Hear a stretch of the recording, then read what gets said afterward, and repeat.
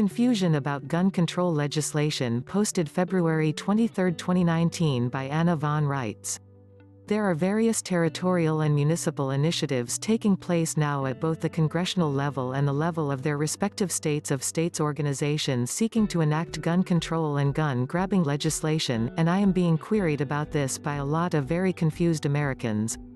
All those affected by such legislation are U.S. citizens of some kind, and U.S. citizens have never had any constitutional guarantees of any kind, so the organizations adopting these provisions for their members are within their rights to enact gun control legislation in the same way that IBM or Sonic Hamburgers, Inc. could seek to establish public policies forbidding their employees from owning guns or bringing guns to work.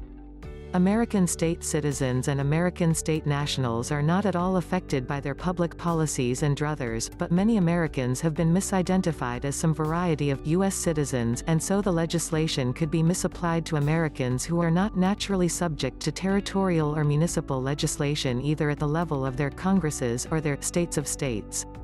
One more argument in favor of reclaiming your birthright political status and explicitly expatriating from all forms of territorial and municipal citizenship.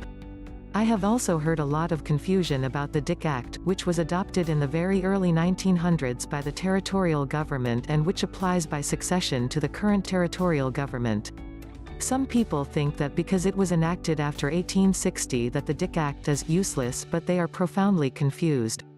None of this current debate applies to us, American state nationals or American state citizens, either one. But it does apply to territorial, United States citizens and the territorial branch of the federal government.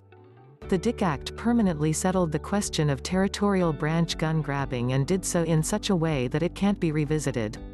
The territorial branch of the federal government therefore can't grab any guns or restrict any gun rights whatsoever, and what is so nice about this, is that the territorial branch of the federal government is also responsible for protecting us from any usurpation or misapplication of legislation from the municipal branch of the federal government. So the DIC Act, though not applicable to American state nationals or American state citizens, is applicable to territorial branch federal citizens, and they are then also responsible for protecting us from municipal legislation seeking to infringe on our gun rights.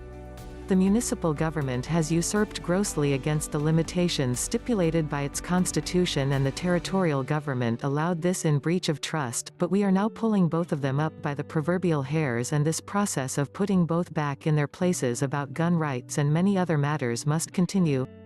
So address the territorial congressional delegations and inform them of their obligation as successor organizations to honor the DIC Act, and inform the territorial state legislatures of the DIC Act, and while making it clear that you as an American state citizen are not subject to any of this rah in the first place, they are nonetheless prohibited from gun grabbing against their own citizens by the DIC Act, and obligated to protect us against any offer of gun grabbing or other usurpation by the municipal government, too.